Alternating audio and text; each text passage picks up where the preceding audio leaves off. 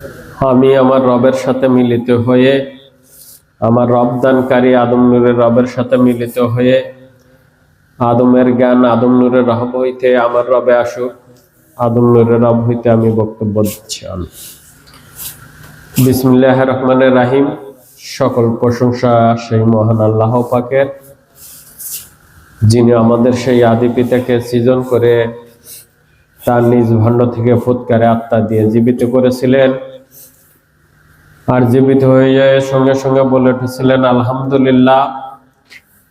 আমরাও আজ অনাদিকাল পরে সে পিতার আকৃতি সুরত পেয়ে, পিতার সেই নখ পেয়ে আমরাও নিজ নিজ কলবের দিকে একবার খেয়াল করে বলে ওঠে আলহামদুলিল্লাহ। তো পর্যে নবীন নবুয়তে আমরা হাজির হয়েছি। তিনি হলেন বিশ্ব নবী, সকল নবীন নবী এবং এই ইসলাম ধর্মের প্রচারকারী এবং প্রতিষ্ঠাকারী। সেই নবীর শানে একবার খাস দরুদ শরীফ পাঠ করি। আল্লাহুম্মা সাল্লি আলা সাইয়্যিদিনা মাওলানা মুহাম্মাদ সাল্লাল্লাহু আলাইহি ওয়াসাল্লাম। উপস্থিত ঈমান আনয়নকারী মুসলিমগণ এবং আমার মাইকের আওয়াজ যতদূর যাচ্ছে সকল তাদের মাধ্যমে সারা বিশ্বের মানব জাতিকে জানাই সালাম, আসসালামু আলাইকুম। আমি আদম নূরের বাণী সকল মানব জাতির কাছে পৌঁছা দিচ্ছি। আমি নফসের জাতে আদম, রব্বের জাতে আদম। আজ পূর্ণিমা, প্রত্যেক মাসের পূর্ণিমাতেই আদম নূরের মাসিক জালসা হয়। আজও সেই পূর্ণিমা রজনী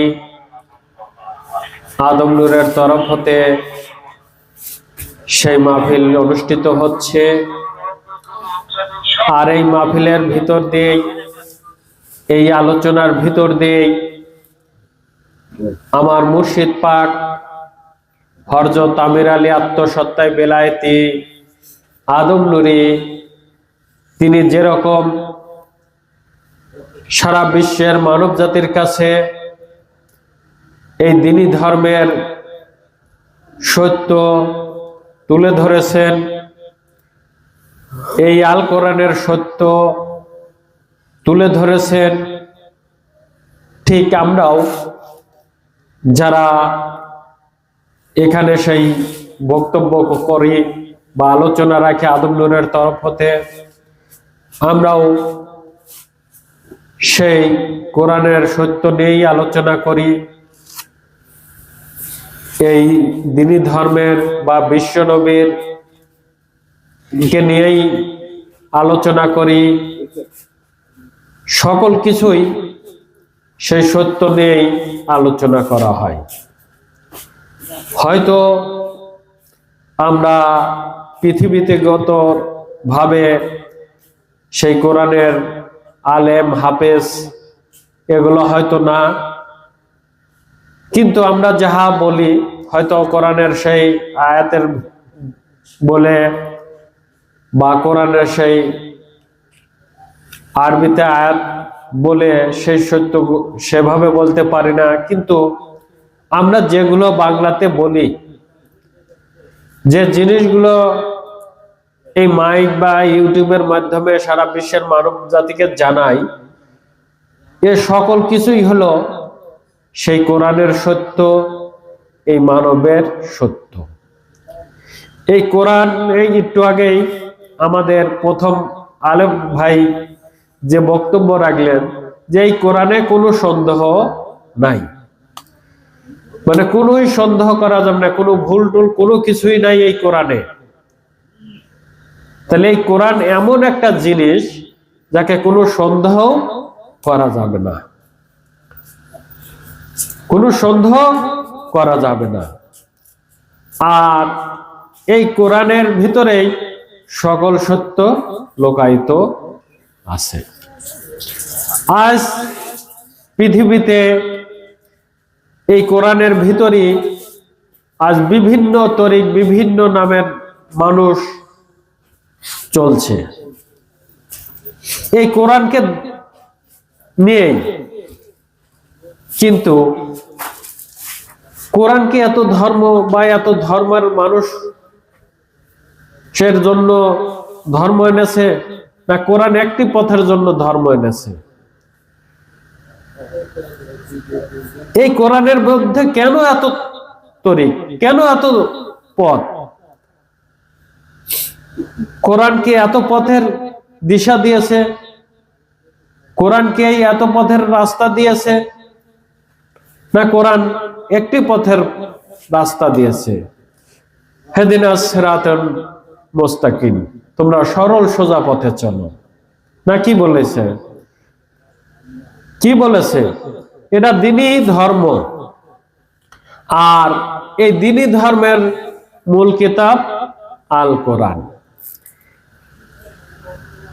একটু আগেই আমার মুর্শিদ পাক হযরত আমির আলী আত্মসত্তায় বিলায়েতে আদম নূরের আপনারা দুইটা ওয়াজ শুনছেন। সেই ওয়াজের ভিতরে তিনি বলেছেন যে ধর্ম মানে ধারণ করা। কি ধারণ করব? কি ধারণ করব? ধর্ম মানে ধারণ করা, বুঝলাম। কি ধারণ করব? সেই ধারণের বস্তু দেখেন, এই ধর্মের আগেই তার নামটা উচ্চারণ করা হয়, তাকে ধারণ করো। যেরকম বলা হয়েছে যে এটা ঈসাই ধর্ম, তাহলে এই ধর্মের আগে ঈসাই নাম বসছে না, তাহলে এটা ঈসাই নামের ধর্ম। এই ধর্ম মানার ভিতর দিয়ে তুমি ঈসাইকে ধারণ করবে। এটা আলপেসানির ধর্ম, তরিকা। তাহলে এই ধর্ম মানার ভিতর দিয়ে আলপেসানিক ধারণ করা যাবে নাকি? এমনি ভাবে আজ অনেক তরিকা, কিন্তু এই যে তরিকাগুলো আসলো, এই যে এত ধর্ম আসলো, সেই ধর্ম মানার ভিতর দিয়ে কোন মানুষটা তাকে নিজেকে জানলো, নিজেকে বুঝলো? কে বলতে পারলো যে আমি আমাকে চিনতে পেরেছি, আমি আমাকে জানতে পেরেছি, আমি আমার সেই ঈসাই নূরকে ধরেছি? এরকম কোন মানুষ কি বলতে পারছে আমি সেই মুসার নূরকে ধরেছি? এরকম কি বলতে পেরেছে? বা এই যে বর্তমান পীরের তরিকা চলছে, এই পীরের তরিকার ভিতরে আছে অনেক কয়েকটা তরিকা দেখা যায়, বিশেষ করে 4টা তরিকা। কোন মানুষ কি বলতে পারছে ঈসাই, এই যে কাদরিয়া সাহেবের তরিকা আছে, এই কাদরিয়া সাহেব তরিকা মানে আমি সেই কাদরিয়ার নূর হাসিল করেছি? বা কাদরিয়া নামের কোনো কি আউয়ালে কোনো নূর সৃজন করা হয়েছে? আলপেছানির বলতে কোনো নূর সৃজন করা হয়েছে? বা এই পৃথিবীতে কোনো জাতি আছে যার ভিতর দিয়ে এই মানুষে তার নূর থাকে? সেই নূরকে অর্জন করতে পারলে, সেই নূরকে যে ধারণ করতে পারবে, সে তার সেই নূরকে নিয়ে আখেরাতের জীবন বা ওই মরণের জীবন পাড়ি দিয়ে আখেরাতে যেতে পারবে। না কোনো মানুষ কি এই কবর জগতে কোনো কিছুর সাহায্য করতে পারবে? কোন মানুষের ক্ষমতা আছে যে তাকে এই সাহায্য করতে পারবে এই কবর জগতে? পারবে কি? এরকম কোন মানুষ আছে? কোরআনেও তো বলা হয়েছে যে তোমাকে সেদিন কেউ কোনো সাহায্য করতে পারবে না। যদি এই কথাটা হয় যে আমি সাহায্য করতে পারবো, তাহলে কোরআন কি মিথ্যা বললো না সত্য বললো? যে কাদরিয়া সাহেব কবরে তোমাকে সাহায্য করবে, তাহলে কাদরিয়া সাহেব যদি সাহায্য করতে পারে, কোরআন যে বলতেছে সেদিন কেউ কারো সাহায্য করতে পারবে না, তাহলে কোরআনে মিথ্যা বানান হচ্ছে কি হচ্ছে না? বলেন, আপনারা বলেন। আমি আপনাদের আদম নূরের তরফ থেকে জ্ঞানে বুঝে এনে দিচ্ছি। আদম নূর যেরকম তিনি আপনাদের জ্ঞানে বুঝে এনে দিয়েছেন, সেই সত্য জানিয়েছেন, সত্য দেখিয়েছেন, যে তোমরা দেখো, বোঝো যে আসলে আমি সত্য বলছি কিনা, এটা হতে পারে কিনা, সেটা আগে দেখো। দেখার ভিতর দিয়ে আগে জ্ঞান তৈরি করো যে আসলে সত্য কিনা। তাহলে আমি যদি আমার সেই কবর জগতে পাড়ি দিতে চাই, সেই কবর জগৎ থেকে সেই আখেরাত জীবনে যেতে চাই, তাহলে আমাকে কি অর্জন করতে হবে, কি ধারণ করতে হবে? কি ধারণ করতে হবে? তাহলে অবশ্যই সেই কাদরিয়া বলি, নকশবন্দিয়া বলি, আলবেছানি বলি, আর সেই ঈসাই নবী বলি, ইব্রাহিম নবী বলি, যে নবী বলি, সেই নবী যে নূর অর্জন করেছেন, সেই নবী যে নূরের নবী হয়েছেন, সেই নূরকে অর্জন করতে হবে।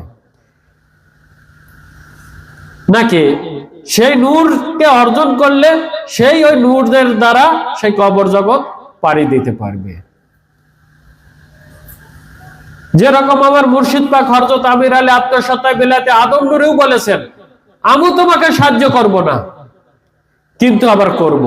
কিভাবে করব? আমি যে নূর অর্জন করেছি, সেই আদম নূর অর্জন করেছি,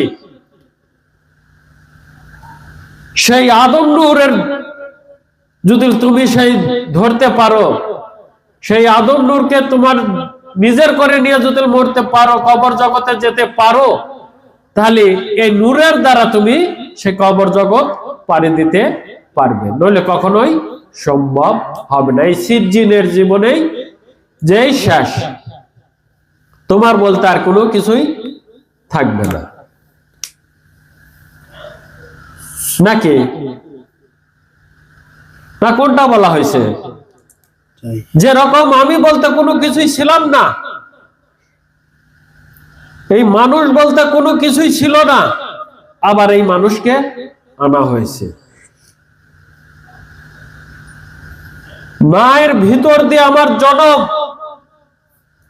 এই জন্মের ভিতর দিয়ে আমি যদি কিছু না করতে পারি, আমি যদি আমার কিছু না করতে পারি, আমার নিজের যদি কিছু না করতে পারি, তাহলে কখনোই এই কবর জগৎ পাড়ি দিয়ে ওই জগতে যায় আর কোনো কিছুই আমি বলতেও থাকবো না।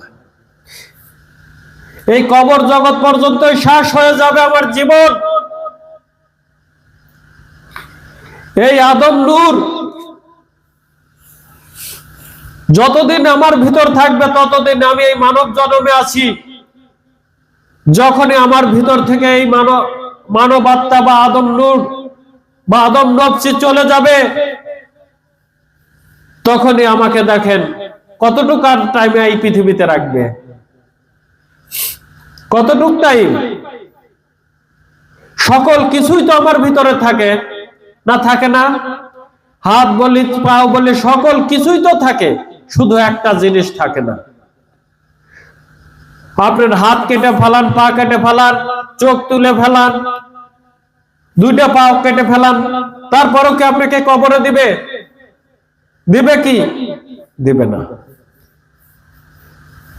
আমার মুর্শিদ পাক আপনাদেরকে সেই নূর ধরার ব্যবস্থাই করে দিয়েছেন। এই কোরআনও আপনাদের সেই নূর ধরার ব্যবস্থাই করে দিয়েছে। যে কারণে কোরআনে বলা হয়েছে, তুমি ঈমান আনো সেই বেল গায়েবের উপর। যে নূরকে তোমাকে বাঁচাতে পারবে, সেই নূরের উপর ঈমান আনো।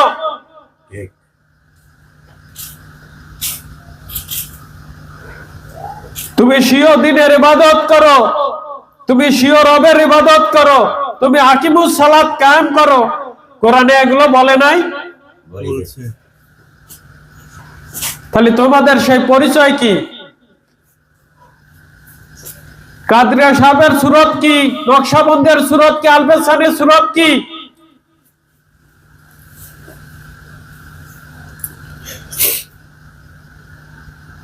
তার রব কি? দিন কি?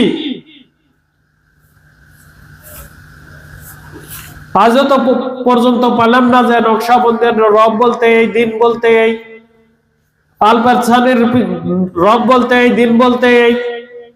আছে কি? নাই। সকলেই এই কোরআনকে ব্যবহার করে, কোরআনকে সাইনবোর্ড হিসাবে ব্যবহার করে বড় বড় ডিগ্রি সেজে এই পৃথিবীতে বসে আছে, কিন্তু আসলে এই কোরআনের সত্য তাদের কাছে নাই। কোরআন তো বলেছে, তুমি আমার তরফের হিদায়াত যদি পৌঁছায়, তোমরা সেই হিদায়াত গ্রহণ করো। সেই হিদায়াত কোথায়? তুমি সত্য এবং মিথ্যা মিশ্রিত জীবন নিয়ে চলো না।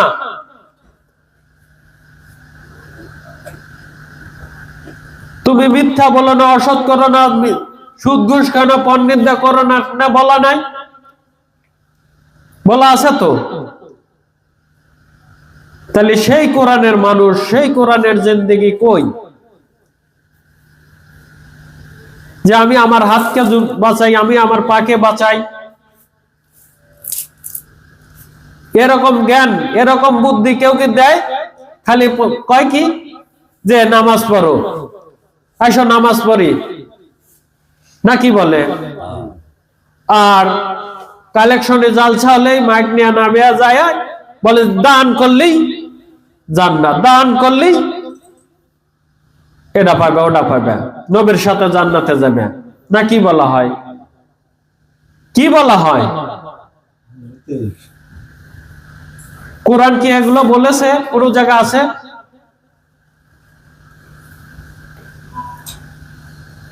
তাহলে সেই কোরআনের জিন্দেগি কোথায়? এখন এই কোরআনের কেউ যদি সেই হাতকে বাঁচায়, সেই ইমানি নূরকে অর্জন করে, সেই দিন স্বীয় দিনের ইবাদত করে, সেই স্বীয় দিনকে নিজের করে, স্বীয় রব শক্তিকে কেউ যদি নিজের করে, সে আকিমুস সালাত যদি কেউ কায়েম করে নিজের করে নেয়, সে যদি বলে যে আমি সেই ইমান আনয়নকারী মুমিন, তাহলে কি ভুল বলা হবে? আমার ইমানি নূর সেই আদম নূর, তাহলে কি ভুল বলা হবে?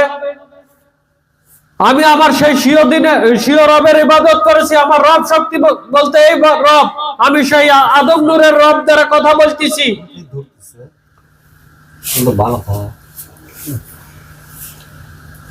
সে যদি তার রবের পরিচয় দিয়ে কথা বলে, তাহলে কি ভুল বলা হবে? সে যদি তার দিনের পরিচয় দেয় যে আমি সেই আল্লাহর দিন বা আদম নূরের দিন দ্বারাই পৃথিবীকে দেখেছি, তার কি ভুল বলা হবে? আমি সেই আকিমুস সালাত, আদম নূরের সালাত, আদম সালাত কায়েম করেছি, আমার সালাত বলতে এই, আমার পরিচয়, আমার সালাতের পরিচয় এই, তাকে ভুল বলা হবে? না কোরআনই তাকে এই স্বীকৃতি দিয়েছে, কোরআনই এই ডিগ্রি গুলো তাকে দিয়েছে, কোনটা করেছে?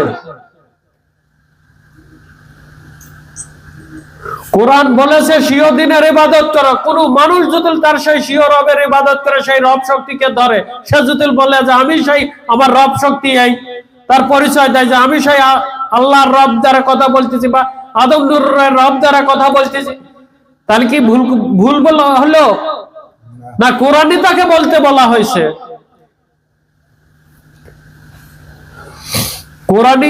কোরআনই তাকে স্বীকৃতি দিচ্ছে, না কি করা হচ্ছে?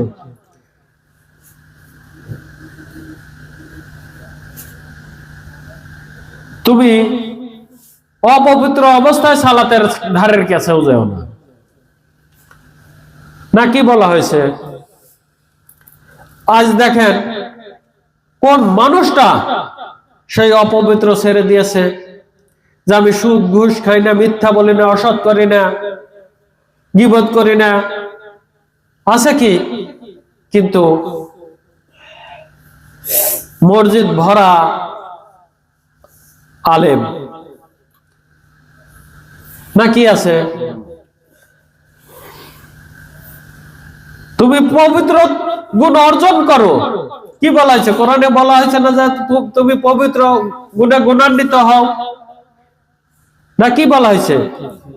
আর যদি কোনো মানুষ তার জীবনকে পবিত্রর ভিতর দিয়ে চালিয়ে কেউ যদি সেই পবিত্রতা হাসিল করে, সে বলবে না যে আমি পবিত্র? বলবে কিনা? তাহলে আমার মুর্শিদ পাক সকল অপকর্ম ছেড়ে দিয়ে, সকল সুদ ঘুষ ছেড়ে দিয়ে, সকল কিছু অপকর্ম ছেড়ে দিয়ে তিনি সেই পবিত্র জীবন কামাই করেছে, তাই তিনি বলছেন আমি পবিত্র। না কি বলা হয়েছে?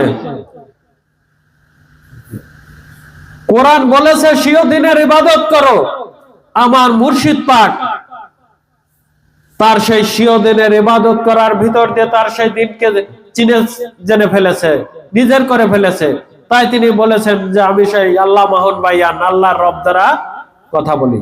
এটা কি ভুল বলা হয়েছে? না কোরআনই তাকে স্বীকৃতি দিয়েছে? তাহলে আমার মুর্শিদ পাক সেই আল্লাহ মাহন বাইয়ান, আল্লাহর রব দ্বারা কথা বলেছে।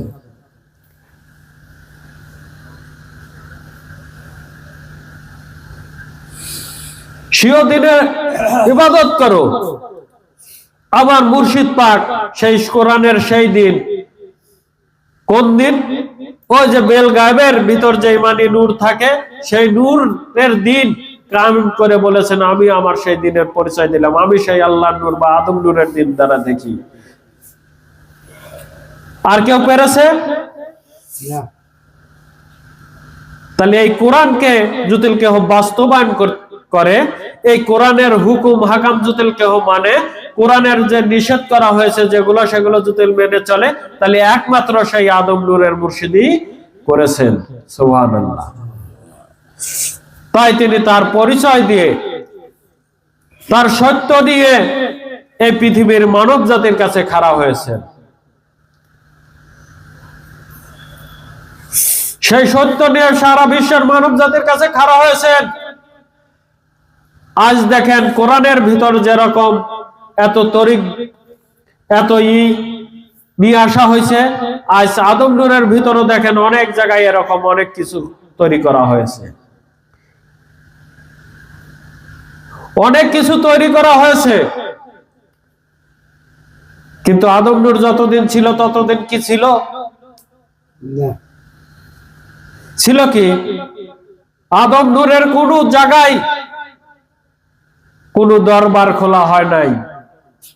শুধু একটি জায়গায় আছে, সেটা হলো পুতাজিয়াতে চক্রপাড়াতে, তার নিজ বাড়িতে। তাছাড়া কোন জায়গায় তার দরবার নাই।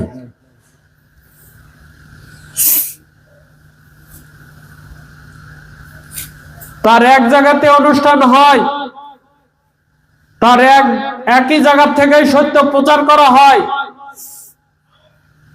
তার সেই নিজ বাড়ি থেকে। প্রত্যেক মাসে দেখেন আপনারা এখানে আলোচনা করা হয়, প্রত্যেক সপ্তাহের দিনে, সাপ্তাহিক সোমবারের দিনে আলোচনা করা হয়। আপনারা ইউটিউবে দেখেন, এখান থেকে দেওয়া হয়। অন্য কোন জায়গায় এরকম আদম নূরের নামের কোন দরবার নাই। তাহলে আপনারা সতর্ক হন।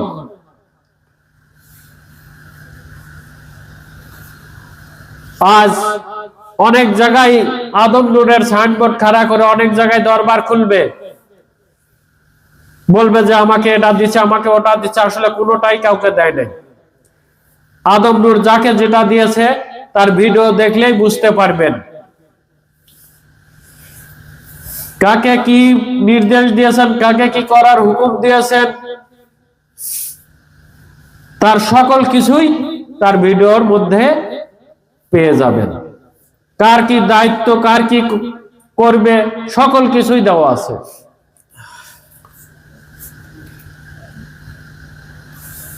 তাহলে আমরা অবশ্যই সতর্ক হয়ে পথ চলি, সতর্ক হয়ে সেই ধর্মকে পালন করি। সেই ধর্ম মানে ধারণ করা। কি ধারণ করবো? এটা কি ধর্ম? দ্বীনি ধর্ম। আমি সেই, আমার ভিতরে সেই আল্লাহর নূরের দ্বীন, সেই ইমানি নূর আছে, আমি সেই নূরকে ধারণ করব। এটাই হলো দ্বীনি ধর্ম। আল্লাহ বলে নাই আমি প্রত্যেকটা মানুষে থাকি। কোথায় থাকে? মানুষের কোথায় থাকে? সেই গায়েবেরও গায়েবে। আর কোরআনে সেই জায়গায় ঈমান আনতে বলেছে, নাকি করেছে? তাহলে যে মানুষটা সেই ঈমান জয় করবে, যে মানুষটা সেই ঈমান আনবে, আনে সেই ঈমানি নূরকে জয় করবে, সে তো সেই নূরের পরিচয় দিয়েই কথা বলবে, না কি করবে? তাহলে অবশ্যই আমরা সতর্ক হই। অনেক জায়গায় এরকম দেখতে পাবেন, কিন্তু কোন জায়গায় এর সত্য নাই।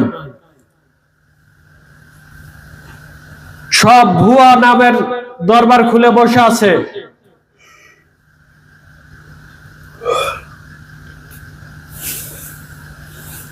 তে আপনাদের বিভ্রান্তি করার জন্য আপনারা সেই বিভ্রান্তি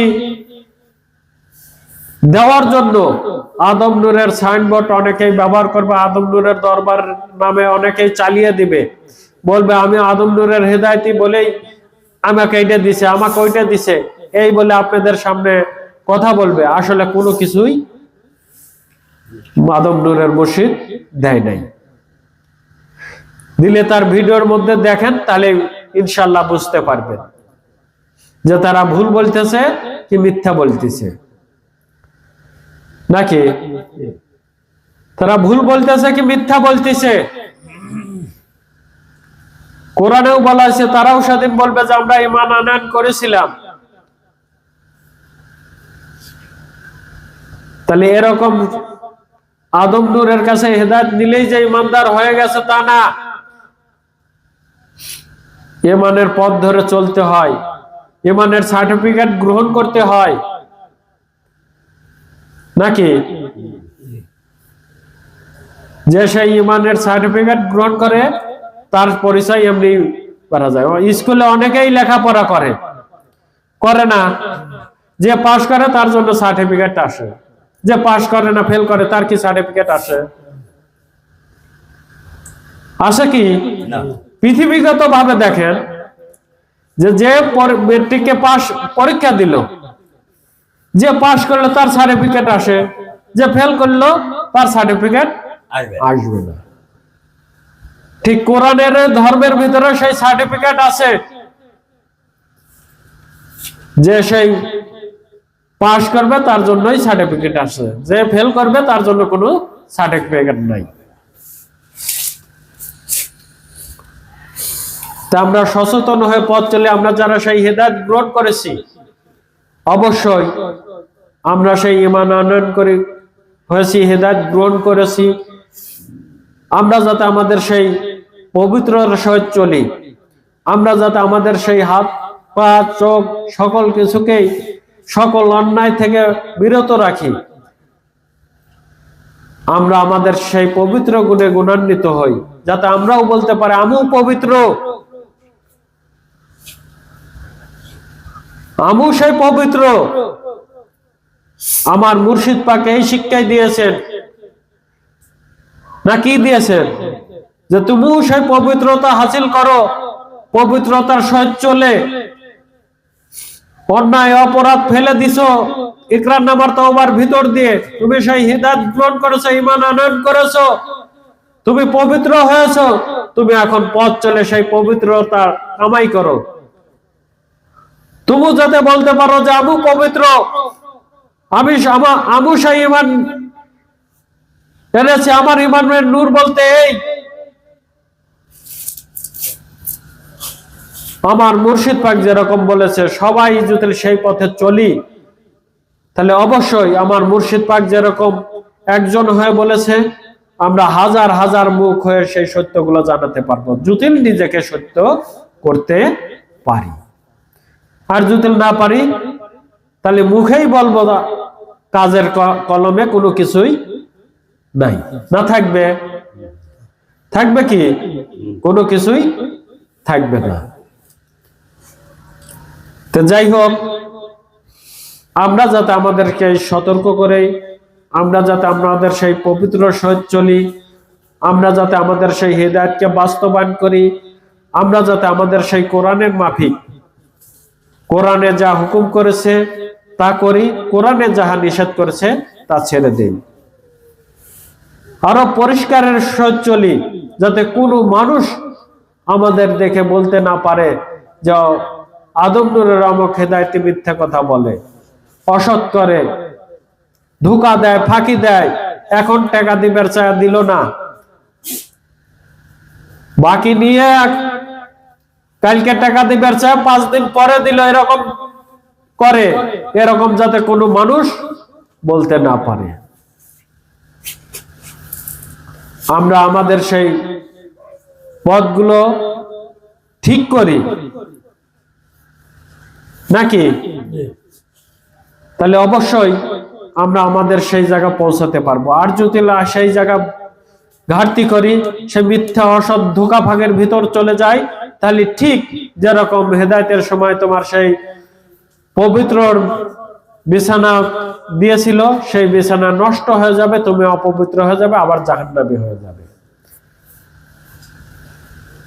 জাহান্নামী হয়ে যাবে। তাই আমরা যাতে আমাদের জীবন দ্বারা আর কখনোই অপকর্ম না করি, মিথ্যা অসৎ ধোঁকা ফাঁকের ভিতর না সামিল হই। আমার জীবন আমি গ্রহণ করতে এসেছি, আমার জীবনের দায়িত্ব ভার আমি গ্রহণ করেছি, আমার কৃতিকর্মের দায় আমাকেই ভোগ করতে হবে। খারাপ করলে খারাপ হবে, ভালো করলে ভালো হবে, নাকি? তাহলে অবশ্যই আমরা আমাদের সেই জীবন চরিত্রকে ভালো করি। যেরকম আমার মুর্শিদ পাককে কেউ কোনোভাবেই আটকাতে পারে নাই, আমাদেরকেও যাতে সেভাবে কেউ যাতে না আটকাতে পারে। বুদ্ধির সহিত চলি, জ্ঞান নিয়ে চলি, জ্ঞানের দৃষ্টি দিয়ে দেখি, জ্ঞানের দৃষ্টির রব দ্বারা কথা বলি, তাহলে কখনো জায়গায় আমরা কখনোই ধরা পড়ব না, খারাপ কাজ করব না, কোনো জায়গায় ধরাও পড়ব না। যারা খারাপ কাজ করবে আবার আদম নূরের নাম নিয়ে কথা বলবে, তারা নিশ্চয়ই এই মানব জাতি তাদেরকে ধরে ফেলবে, তখন আর কোনো রেখায় পাবে না, আর আদম নূরের এখান থেকে তার কোনো স্বীকৃতিও দেওয়া হবে না। কারণ যারা মিথ্যা অসৎ ধোঁকা ফাঁকি বলে, তাদের এখানে কোনো জায়গা থাকবে না। যেরকম মুর্শিদ পাক বলেছেন যে এখানে ইমানদারের জামাত হবে, সেই হিদায়াত গ্রহণকারীরা এখানে সালাত আদায় করবে। তাহলে আমরা যাতে সেই জামাত তৈরি করতে পারি। কোন জামাত? সেই মুমিনের জামাত। আমরা যাতে সেই রুকুকারীর কাছ থেকে রুকু নিয়েছি, আমরা যাতে সেই রুকুকারীর সাথে রুকুকারীতে পরিণত হতে পারি, নাকি? আমাদের কি কোনো হেদায়েতি বলতে পারবে যে আমাদের নামাজ পড়তে নিষেধ করা হয়েছে? যদি কেউ না পড়ে তার দায়ভার সেই নিবে, আদম নূরের মুর্শিদ কখনোই নেবে না। কারণ আদম নূরের মুর্শিদ এই সালাতের প্রতি, এই নামাজের প্রতি অতি গুরুত্ব সহকারে বুঝিয়ে দিয়েছেন, দেয়নি? দিছে না? তাহলে অবশ্যই আমরা সেই 5 ওয়াক্ত সালাত, রুকু সিজদার নামাজ যেটাকে পৃথিবীগত ভাবে বলে, আমরা সেই 5 ওয়াক্ত নামাজ আমরা আদায় করি। আমরা সেই আমাদের সেই কিবলা দেখানো হয়েছে, কিবলা বসানো হয়েছে, আমরা সেই কিবলার সহিত আদায় করি, নাকি? যারা পড়ে না তার দায়ভার সেই নিবে, আদম নূরও কখনো নিবে না। যারা সেই আদম নূরের এখানে প্রচার প্রসার করতেছে, তারাও কখনোই দায়ভার নিবে না। তাদের পথ আলাদা, আমাদের পথ আলাদা। আপনারা বক্তব্য শুনলেই, কথাবার্তা শুনলেই বুঝতে